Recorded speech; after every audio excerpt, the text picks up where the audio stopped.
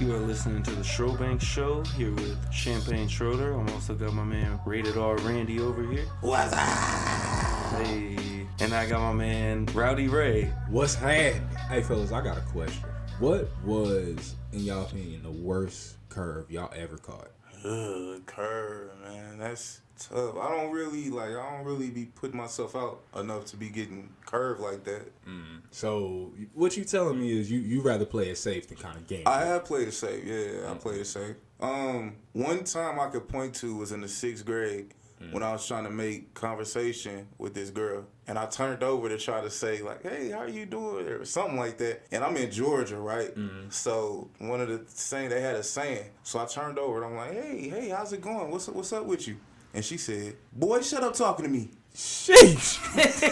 Damn. I was done, dog. Like, Yeah. there was nothing else left to say after that. Exactly. Speechless at that point. For real. You got it? Right. And go about your day. Yo. So, what about you, Shoulder? No, I feel you. Mine's kind of not as bad, like as just ruthless, but at the skating rink in 7th grade, like it's always the skating rink, right? Right. And basically, we was skating, and I was basically trying to ask her to, if you want to skate, and it just didn't work out. She just skated off. Basically, it was it was all bad. It was all bad. Didn't you know even what I mean? acknowledge you. Nah. Well, so I don't know. Actually, what do you think is worse? No acknowledgement or Boy, shut up talking to me. man? I think that one hurts the soul. I feel you. I feel you. But I'm gonna just say this: y'all curves ain't got shit on mine. I had some soul shattering shit. I was at the skating rink, typically, and it was this girl. She was this girl I know's cousin. She was the stereotypical light skin, real light, pretty hair, green eyes, stereotypical shit. I was feeling risky that day. I was feeling a little dangerous. So she's over there in the corner of the skating ring. I take my black ass over there and go holler at her. Try to at least, Spit right? that game. So I'm like, hey, is it cool if I get your number? Da. When I say I've never seen a more disgusted look on a woman's face, she looked me up and down and dead in my eyes and said, boy, fuck no. Damn. And at first I was just like, huh? Like I couldn't, I don't know. And I my self-esteem was too high that day. I couldn't comprehend it. Exactly. Like, bro, I'm sitting there stuttering. What? And she said, boy, I said, fuck no, you ugly as hell. And I didn't know what to do. And I was like, I'm sitting there thinking, this is like the movie. She's like, I don't remember that. And she was like, boy, write it down, take a picture. I don't give a fuck. Get the fuck out my face. Oh, and my God. bro, so like literally, like I don't know what happened, but like it got hot. Like I caught hot flashes, like bro. So I skate off. I go to the bathroom to like kind of throw some water on my face and then like just rage. Like I'm in there mad. I kick the fucking bathroom door. I punch a fucking hand dryer. Oh. Bro, this the worst part. And like by this time I'm crying. I don't even know why I'm crying. I'm crying my fucking eyes out in there. And now my hand is hurting because I didn't punch this damn metal dryer. I'm looking like a complete idiot in there. My boy's like, bro, you gotta chill out. I was like, nah, fuck chilling out, bro. This bitch crazy. Like she just gonna talk to me like that. You gonna let her do that? I'm looking at him like it's his fault that I got curved. And you gonna embarrass me, bitch? In front of my friends? Dead ass, bro. So I'm sitting there. I'm just like I'm inconsolable for like a solid 5 to 10 minutes, bro. I come out, and ever since then, that has changed the way I shoot my shot. I don't really shoot my shot in public. Thank God for things like Tinder and shit like that. You ain't really got to shoot. You know what I'm saying? Lackadaisical effort gets you a long way nowadays. Convenience, yes. Everything convenient. Everything convenient as hell. Yeah, it's crazy the day and age we live in with just everything is at your fingertips, like literally everything. I kind of feel bad. Like that was some character building shit. Yeah, made me the man I am today. I mean, obviously I'm past that, but thank God it happened. Curves definitely build character, dog. Yes, you need it. You definitely need it. They're absolutely necessary. I mean, anything that breaks you down is gonna help build you back up. Yeah. You gotta pick up the pieces and you gotta keep moving. Mm-hmm. So along those same lines, I feel like we've all played the nice guy role, right? For sure. Oh hell yeah. Everybody. So I got a question to pose to you guys. Mm-hmm. Do nice guys finish last? It's an age-old question. but one that has yet to have a definitive answer. Do nice guys finish last? And to me, yeah, because you're using niceness as a way to increase your value, right? But how valuable is nice? You know what I'm saying? Can you monetize nice? Can you eat nice? No. Then what value does that have? Is what I want to know. I feel it. What you think, Champagne? I disagree. I say I disagree. Speak your piece. Hey man, I feel both sides of it, but I think I disagree just because I don't know. I think it's at the end of the day, you know, what kind of energy you put out in the world is gonna come back on you at any given time, and I feel like, you know, you're gonna be nice to everybody. Boy, But how much of that niceness is like genuine niceness, or is it an insecurity? This man gave me a fortune cookie answer. I don't appreciate it.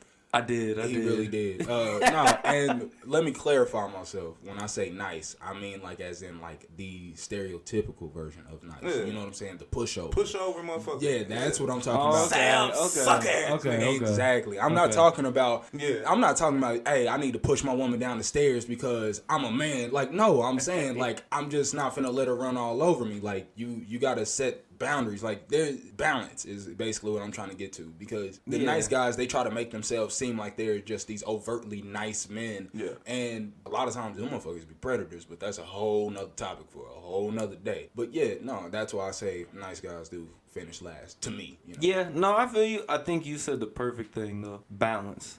Is you find that perfect balance, because, no, I totally agree with you. You can't be a pushover, I mean, in anything, and especially in a relationship. And coming from a man's standpoint, like, no woman want no pushover. You know what I mean? Big facts. That's not what, I don't think any, you know, unless she just want to she- run you to have you there. Like, yeah. I mean, that's a different story. If she but do want to push over, if she want to like, Yeah, you get you one of them dominatrix type. Yeah, You know, women. she gonna run all over your ass. Oh, yeah. Call it Flojo.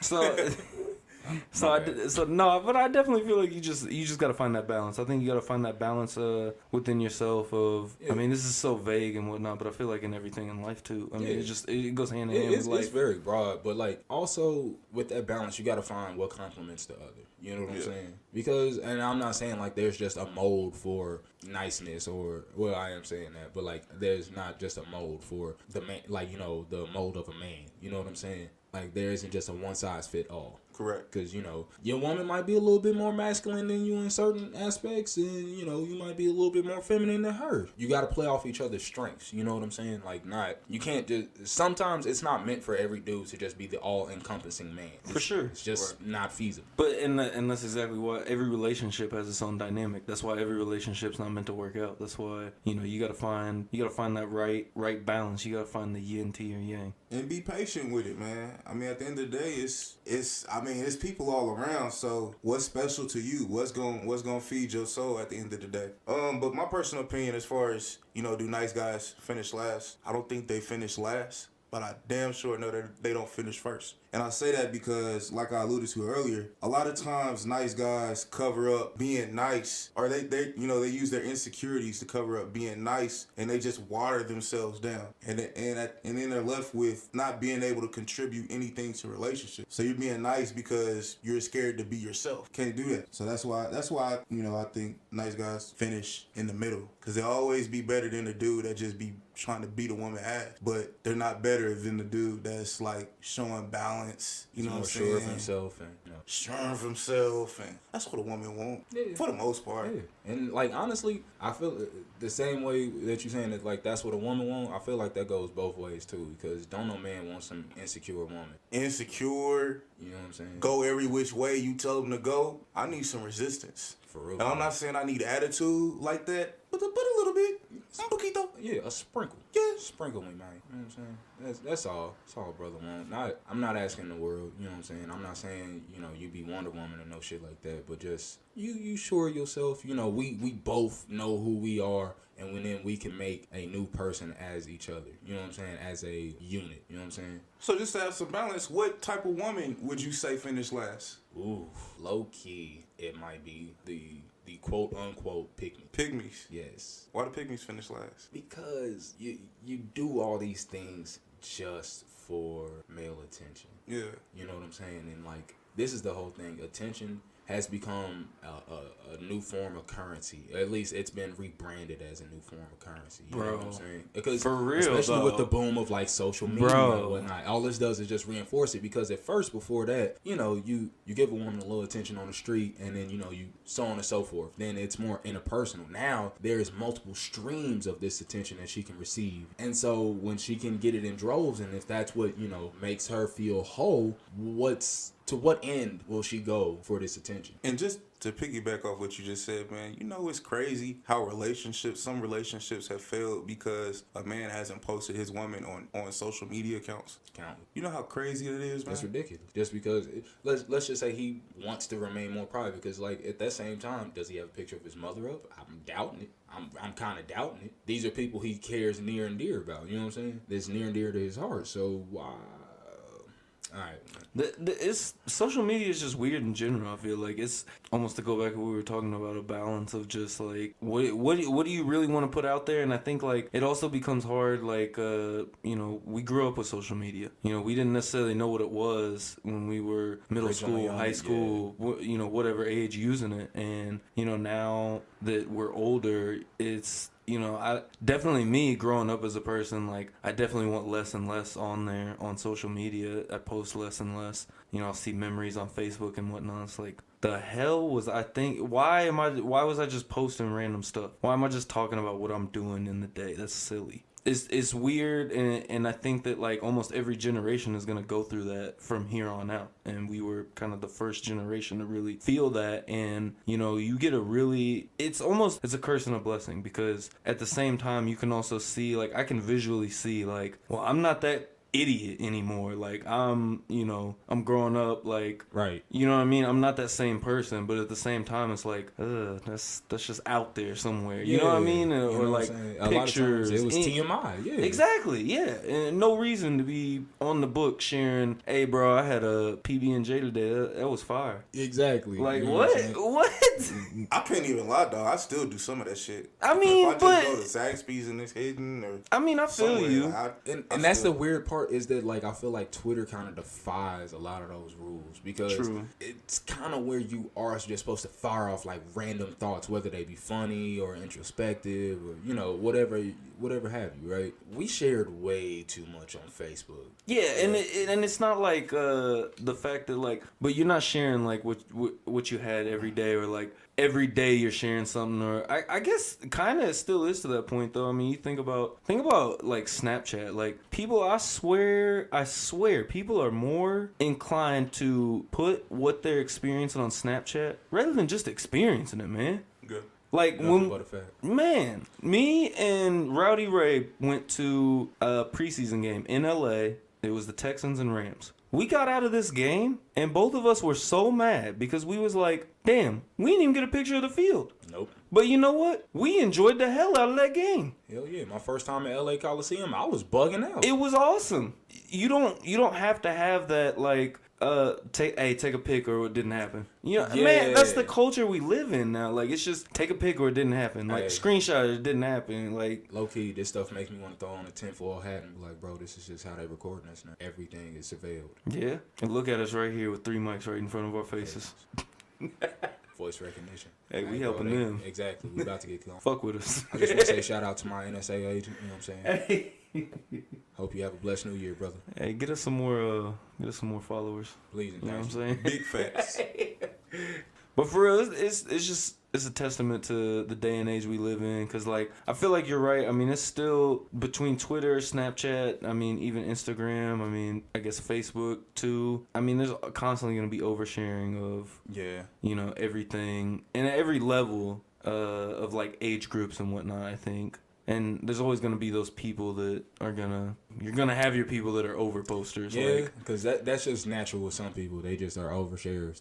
Which is cool. Yeah. But now you don't have to go to the house. You can just see it online. Yeah. I guess there's a slight convenience factor if you really think about it. To a point, but then at the point where like I said, we grew up in the social media age. Like, all these kids are growing up. Like, it's a big deal. Like, how many followers you got, how many this you got, how many likes can you get? Like, and at that point, clout. Exactly. And at that point though, and you're sharing all these things, like, I mean, do all these people need to be knowing like hey, I went to my grandma's house for the weekend. Hey, I did, you know what I mean? Like, hey, I'm leaving the house right now. It doesn't make a lot of sense. But Yeah.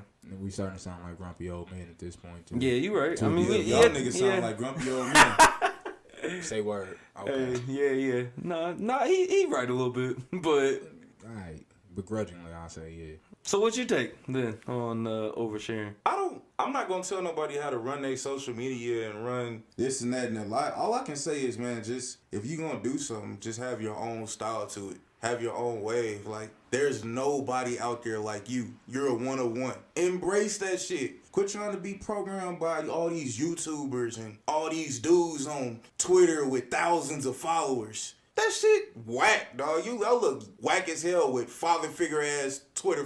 That shit whack as hell, nigga. Y'all need to play catch with your dads when you was younger or some shit, nigga. I don't know. Now I'm starting to sound grumpy as hell like y'all. Mm-hmm. You right there with us. That shit With a word from Deacon Randy over here. But for real, just like embrace your own style. Even if you a lame, even if you a dork. Apparently that shit cool now. That's also true, because I'll never forget, bro. People was really trying to roast us, just like 10 years ago for watching anime. How popular is that shit now? Yeah. Ridiculous, huh? Yeah. Not to sound like a fucking hipster, but I was on that shit before it was cool. You know what I'm saying? Yeah. A lot of people have those experiences. Like, I noticed the stuff that I was into that a lot of people weren't into a couple years later or whatever, everybody's into that shit. Mm-hmm. Once I noticed that shit, I was like, oh, hell no, I'm ahead of the curve. Fuck these niggas. They ain't gonna tell me what to fucking do. Mm-hmm. Just like this was the nigga listening to Nickelback. I definitely was listening to Got him! I definitely was listening to Nickelback. Mm-hmm. But I'm not like a religious Nickelback listener. Like, it was a couple songs. It's Saving Me. Mm-hmm. Fire. That's a fire ass. I don't give a fuck what nobody says. And then it's Rockstar. I don't give a fuck. Nobody gonna tell me shit. At the end of the day, nobody gonna tell me shit. Saving Me and Rockstar. And then Chad Kroeger had this one joint with Carlos Santana. I forgot what the fuck. Hard. That shit was hard. That was hard. That shit for was the hard. Spider-Man movie. Yeah. That shit was hard. Bro, y'all gross. Nah, bro. Man, I get don't outta fuck here. with y'all. I'm going solo. Fuck. All right, Jason Derulo. All right. I know he sound loud. Hey. All right, my dudes. Let's get into some NFL. All right, so last weekend we had pretty good games all through and through. Yeah, guess besides maybe the Chargers and Patriots, that was the only quote-unquote lackluster game. That's true. You know what I'm saying? We took them behind the shed and beat them like a redhead stepchild. Tapping that ass. Man. I mean, where was that defense? That everybody was just supposed to fear, and they had all their pieces back. Hunter Henry came back. Joey Bosa was back. Melvin Ingram was there. Somebody tell me. Bob Sutton snuck on that sideline. For sure. Hit him with the BS special. I mean, y'all said it yourselves. What's the playoffs about? Quarterback play. And at the end of the day, Phillip Rivers is no fucking Tom Brady. Big facts. Drop. Big facts. That's big facts. Mm-hmm. But you know who's better? Pat Mahomes. MV Pat, baby. The official NFL MVP Welcome to the himself. club. A little late, guys, but welcome to the club. Hey, man. My man sound like he I hear that worrisome in his voice. Ain't no worry. That worrisome. Sometimes you just gotta let the kids know, and I said kids, remind them that they still in a child's place. Hey, yeah, them kids about to come and take that torch, boy. Shit. It's ours for the taking on Sunday, and we finna take it. About to be some sad shit. All right, so we're gonna dive more into that here in a little bit, because we're gonna recap the divisional week just a little bit before we get into this. But my man's over here. If you don't know, now you know. My man's Rowdy Gray is a Patriots man. Republican. Black Republican. Add that in. Ray don't like black people. See, man, that's what I'm talking about. It be your own niggas. I promise you. Oh man. I promise you. It's all right. Last weekend, the weekend before in Wild Card Weekend, we all three went 1-3 in our picks. Playoff picks, yeah. The playoff picks. So this weekend, much different story. Interesting story, actually. Yeah, man. Shout out to Randy who managed to go 4-0. Nigga, we made Yeah, Man, my man's was man's spot on. Nostradamus with the picks. I like to. My mom called me Negro Damas. So She do. Negro Damas. I'm gonna Nice. change that a little bit though. Yeah. Make it a little bit more PC. Ranstradamus. You know what I'm saying? Ranstradamus. Ranstradamus. Nostradamus. Yeah. All right, cool. Make that a little bit more PC. Why is it not PC? Negro. Negro, please.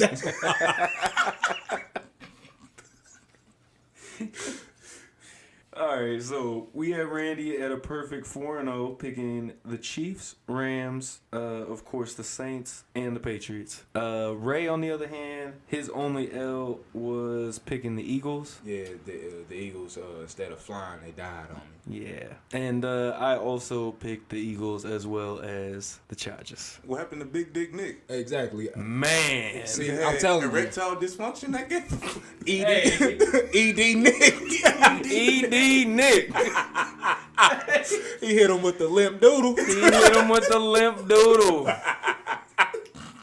Oh man! All right, so let's get into that game first, since we already going that route. Honestly, and it's sad that it came down to literally just relying on Alshon Jeffrey's hand. 5 catches for 63 yards. If he had made that one catch, we are talking about a completely different NFC picture at this point. Man, he killed that game.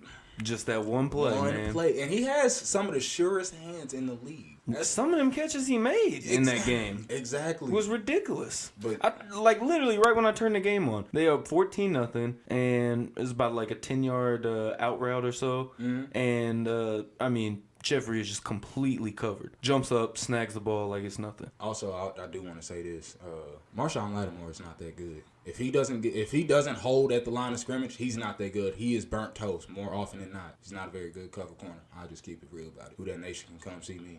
They gonna come for you after that. I hope so. One of the things I noticed with that game, well, I was watching it on the last drive. I thought for sure that Foles was gonna come down the field and lead the Eagles to a win. Even though I picked the Saints, I just thought, hey, he's got that last drive going. I thought he was gonna fire on all cylinders and threw it to Alshon Jeffrey and got the pick. Yeah, I mean, I was kind of in the same boat from the moment that game started, or not necessarily started, but once I started watching it, but it was 14-0. So I mean, like coming straight into the game when I turned the game on, I'm kind of like, whoa. I mean, they are coming to play. So I mean, that whole game, I kind of just felt like Philly just kind of had an edge to them. That same thing. I mean, I thought they was gonna come down the field and win that game on that last drive. Also, I kind of think this might be the last that we see of the relevant Eagle. You think so? They got like 10 plus integral players to that team going into free agency. They're not going to be able to retain them all. Jay Ajayi's up. I think Alshon Jeffrey's up. Nick Foles is up. Haloti Nada. Like half of their defensive line is up. Because I think Brandon Graham's up. They just key pieces to that team are up, and they're going to have to make some sacrifices. And I don't think it's going to be the same team because we still have yet to see Carson Wentz turn in a full, healthy, good season. Yeah, I think that's something that's kind of scary with the Eagles right now. I Exactly. mean, what do you do? What do you do? I mean, I would be at a loss at this situation. Exactly. So does anyone have any? Well, I'll say this. The Saints are looking vulnerable. And if they come out and look that slow and sluggish against the Rams, God help. Yeah. One of the things watching Drew Brees is he gets to a period of the game where the offense just stagnates. And it just stalls, and then for a long period of time, they're not scoring any points. So, like you said, I know we're early on picks, but that's why I have the LA Rams winning that game. But let's just keep it going. Got you. Okay, we also had, we'll just stick with the NFC right now. We also had the Cowboys and the Rams that you were just speaking of. Backtrack just for a second. New Orleans, obviously, they won 20-14 was the final score. I don't think we mentioned the actual final score. But this Rams-Cowboys game in LA, 30-22 final score. It was a pretty good game. It was. It really ended in, Cowboys fashion and true Cowboys fashion. Yeah. They were down for a second, and then it looked like they were mounting a comeback just to kind of, wet the bed at the end. It was kind of funny just to see, Zeke coming in there all cocky, like, with his bag of Chick-fil-A, feed Zeke. Zeke was looking a little chunky, he was looking sluggish. He was looking like a overrated Eddie Lacy. Let's keep it real. I completely agree with you, and that's one of the things that jumped off the screen when I watched the game. You know, it's not the offensive line's fault. I mean, you know, obviously the Rams have a great, you know, front guys that's shooting gaps and everything. But one of the things I noticed with Ezekiel Elliott was he couldn't get past anybody. He couldn't run past anybody like we're accustomed to seeing. So that was an alarming. And the fact that he got really outproduced by a running back, almost 10 years his senior, and C.J. Anderson? Yeah. C.J. Anderson, man. And 50 pounds is...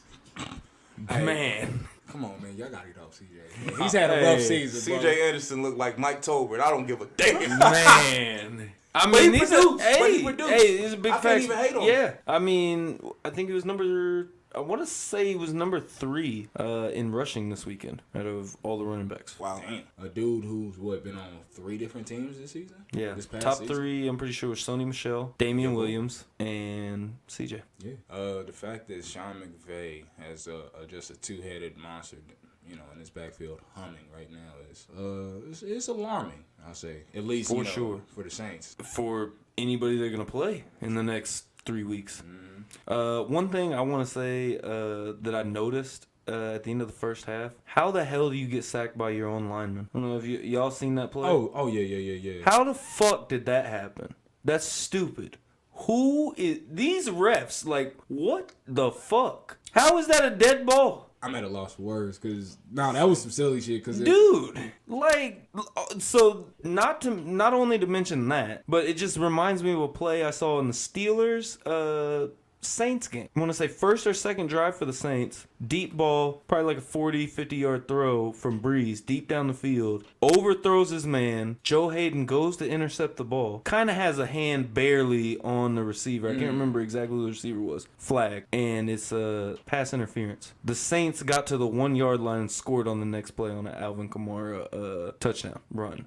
Yeah, and you know what? I actually remember this exact play. There's been some plays this year that just have blown my mind. That great game they like to play called ref ball. Man. But, yeah, I just wanted to mention that to y'all because that's just something that just stood out, like, beyond belief to me when I saw the play get whistled dead when Dak's lineman basically just had him in his hands, which was silly in general. I mean, you don't really see that too often, but I mean, I get he was basically just trying to keep his quarterback protected, and at the moment that was the best way he had to do it. He's trying to get him out of the way to block. But how is that? How does you get called a play called dead off that though? Like, we play for the same team. Exactly. So that's why I was like, how does that statistically get inputted? Oh yeah, who gets a tackle on that one? Exactly. So does the lineman earn a tackle on a sack? Tackle for a loss? Like what is that? But I could almost even get it more if it was college because they're down when you fall down, you're down. But anyways, that's just something I wanted to talk about.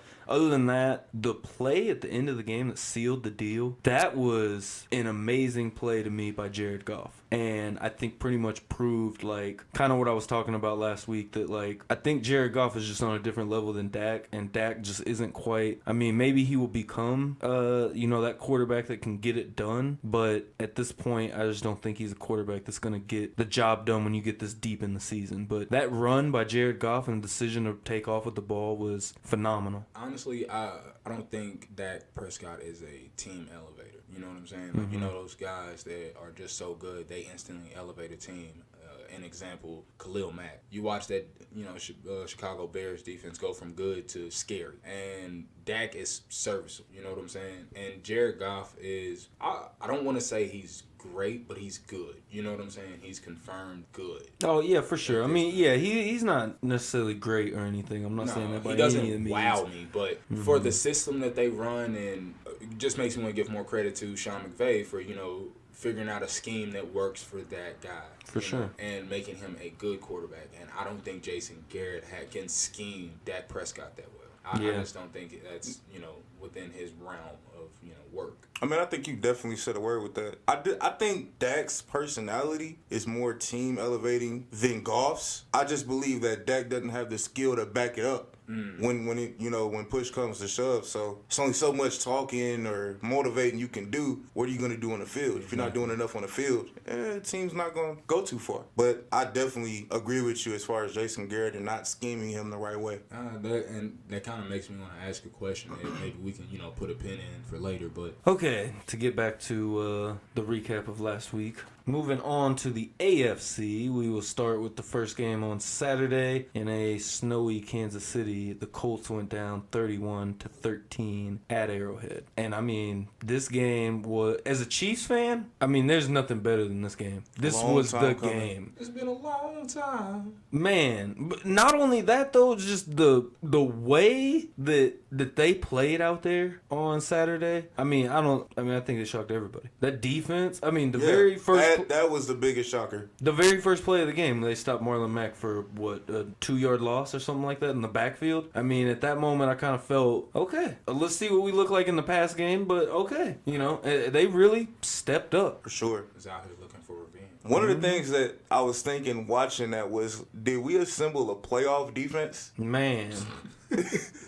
Like, Oh man, he just referred to them like they the damn Avengers. Avengers are Hey. simple. like Low we're not key, gonna play though. good during the regular season, but when it's time, like we have that group of trusty vets that just can put it together at crucial times. Hey, we playing the Nick Foles defense right now. Yeah.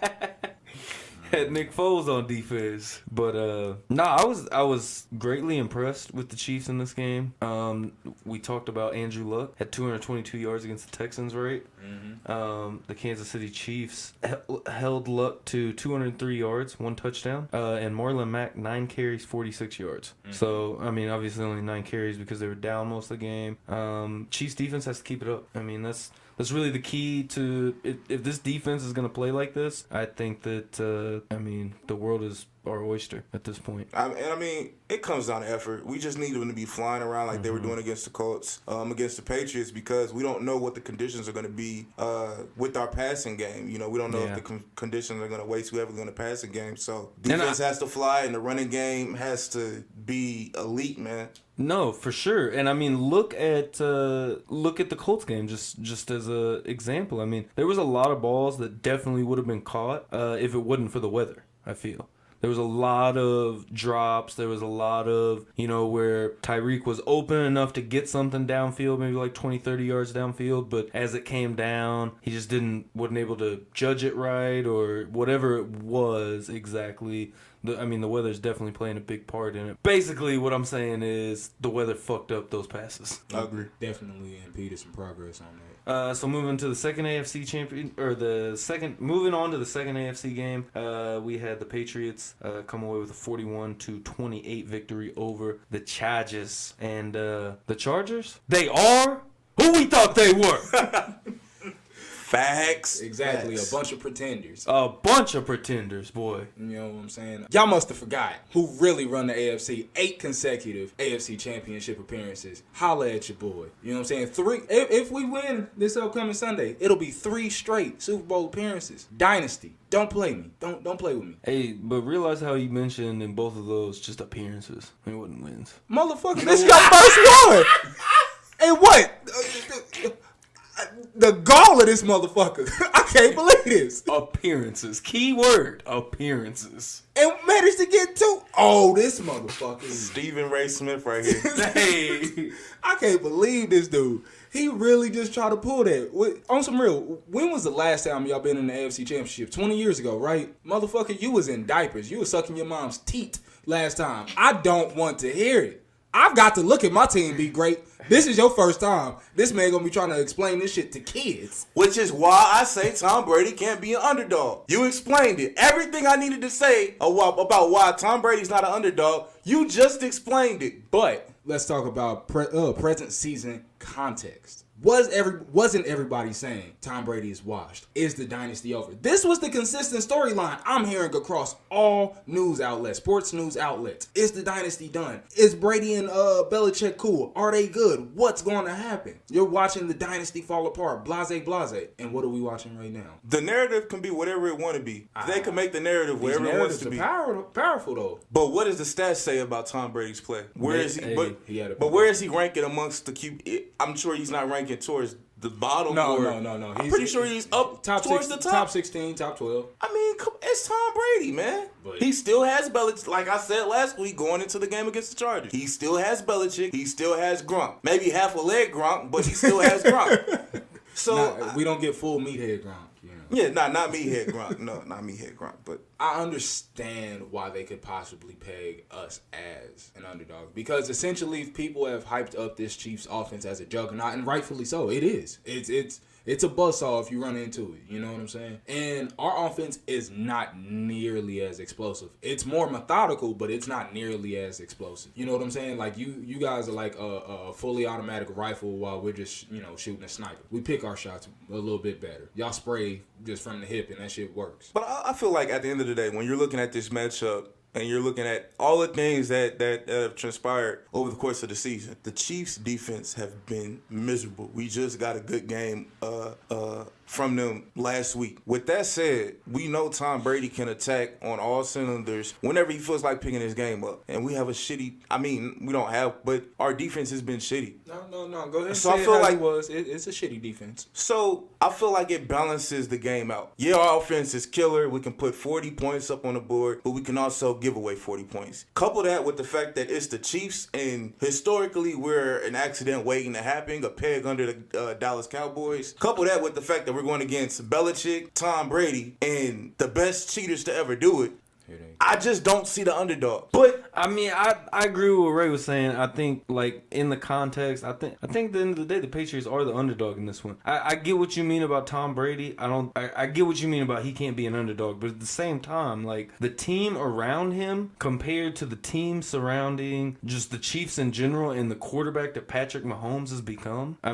Patrick Mahomes had as many touchdowns as Aaron Rodgers and Tom Brady combined in 2018. So let me ask you a question. I get your points. I got it. Let me ask you a question. So if the Patriots won, would you be surprised? I wouldn't necessarily be surprised, but I'm going into this game favoring the Chiefs by 3 points. I'm not saying it's a big margin. I'm saying that they are. I'm saying at the end of the day, I think they're the underdog. But I'm not saying I think they're the underdog by 2 touchdowns or anything like that. Nothing crazy. At the end of the day, like, the Chiefs are going to win this game by 1 to 3 points more than likely. Yeah. I'd be shocked if we win this game by more than a touchdown. Yeah. At the same time, like, all we need to do, I think, in this game's decided in the first 10, 15 minutes. To me, if this team cannot get out on a roll and a hot start, I think it's a bad day for us. If we come out like we came out against the Colts, we're fine. We're gonna sail to the Super Bowl. But I think it all comes down to that first 10 to 15 minutes. Andrew Luck said specifically the first 3 drives of the football game and the batted balls on those first few drives absolutely deterred him. He said the Colts lost because of him. He said it pretty much like ruined his spirits of the game, the first 3 drives. And you're down 17-0 already in hostile territory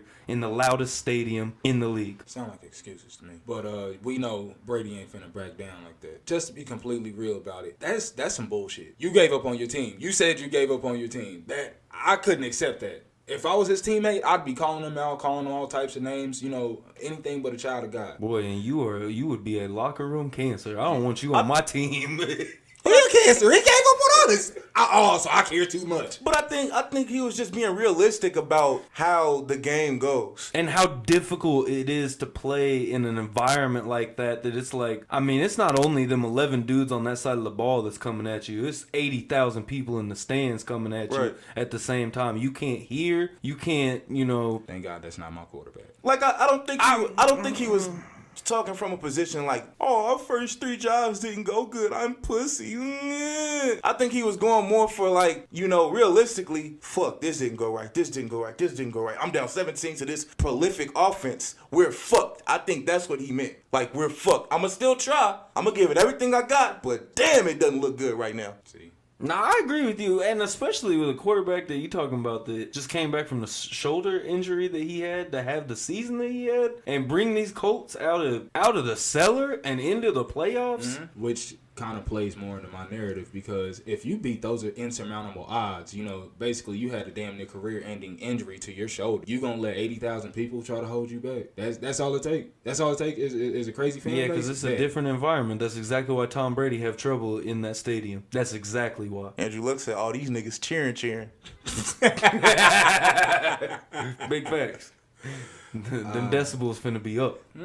Not even worried. So, as we were talking about the defense a minute ago, the Kansas City Chiefs ranked 31st in pass defense, 27th in rush defense. The Patriots weren't much better, though. No.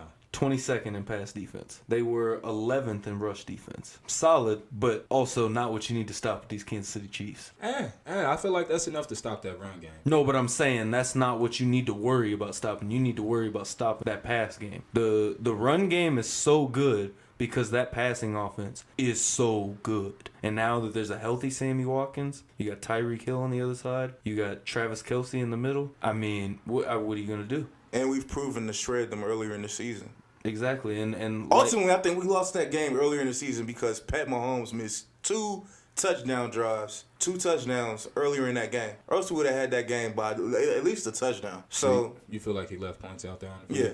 Most definitely. Yeah, and he did. And there's plenty of games where he's done that this season too. But and also look at where it was. Week 6. I mean, that's the 6th game we played this season. So I mean, think about how much Mahomes has grown since then. I mean, we've seen it. The no-look passes. He can pass from every angle. He's learning more about himself every week as a quarterback. Yeah, that's a fair point. No, that's a fair point for sure. But I feel as if Brady's battle tested. He's seen this before. He's done it all. I don't feel like this is going to be anything new, to be honest.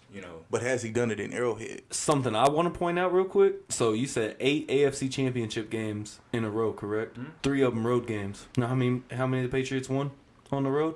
I already know. 0. And it's not going to change on Sunday. It is. Not in that stadium where Tom Brady has trouble playing. You know what's funny? Because, this I've noticed this season is all about, curse breaking and blah, blah, blah.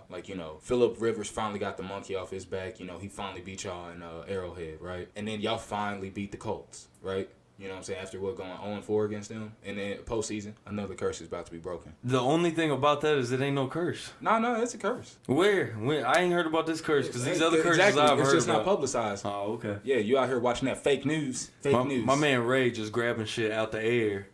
Because he not confident in his team. Beyond confident. This man not confident in Sunday. Look here. You really about to make me become a black Republican like this motherfucker. Let's hear about your Bobby Kraft loving self.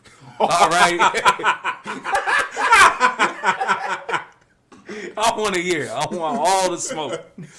But no, in all honesty, I feel there's some other things at play, intangibles. You know what I'm saying? Things we can't exactly measure with stats and data and blase that just to me aren't in favor of the Chiefs. And I don't think this is per se y'all time right now. But goddamn it, I see the dynasty falling. Those narratives are somewhat true. The wall is coming down. You know what I'm saying? So you got the Patriots. Oh, you picking the Patriots? Yes. By what margin? You think close or not far? Honestly, we might escape by 6, and that's me being really generous. We might, because I watch we'll get a fucking field goal blocked or some bullshit like that, and it'll be a real close game. I got the Chiefs going 3, winning by 3. Winning by 3. Yeah. Oh snap! Did we even pick? Nah, we haven't. Damn, we really actually haven't given picks. So yeah, There's only 2 games. I know that's what I'm saying. So across the board, it's LA, right? Or are you riding with the Saints? Yeah, to backtrack, I mean, I don't know. In that game, that's kind of tough. Just because I feel like the dome helps, being at the Superdome. But I think I am a rock with the Rams, just for the simple fact that teams that get to play a team for a second time in the postseason, the losers, I feel like, usually prevail. They figure it out. Yeah, no. They figure it out. And I feel like Sean McVay has had some time to kind of reconsider his position and not get inside his own head so much, Cause I just want to add one more thing real quick about the whole the rematch thing. Is not division. Within division. Okay, yeah. Three times is different than playing a team twice, and especially with it so spread out. With the Rams and Saints played week 9, and that's plenty of time to, and that's a loss that hurt. Hurt. So we all got the Rams. Yeah, unanimous across the board, Rams, and you two degenerates over there going with the Chiefs. Pat's game. Hey man, I don't care. Chiefs by 20.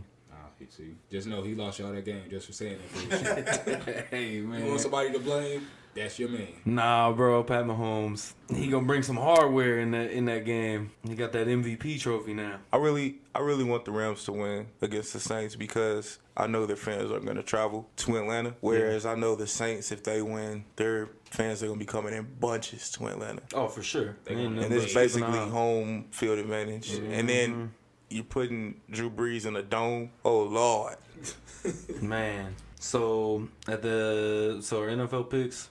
We're all unanimous on the Rams. Rated R Randy and myself have the Chiefs, of course.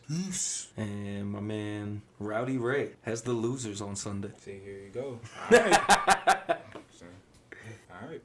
All right, man. That's been the third episode of the Schro Banks Show, live from Rated R Studios. We appreciate you guys for tuning in, man. We really do. Don't be a stranger, man. We need to know who's listening to us. Check our socials at Schro Banks, SCHROBANKS, Twitter, Instagram, and we're now on Podcast Addict, so check that out. We're going to keep it coming, man. We're going to be consistent with this thing. Ride with us. Y'all won't be sorry, man. Schro Banks.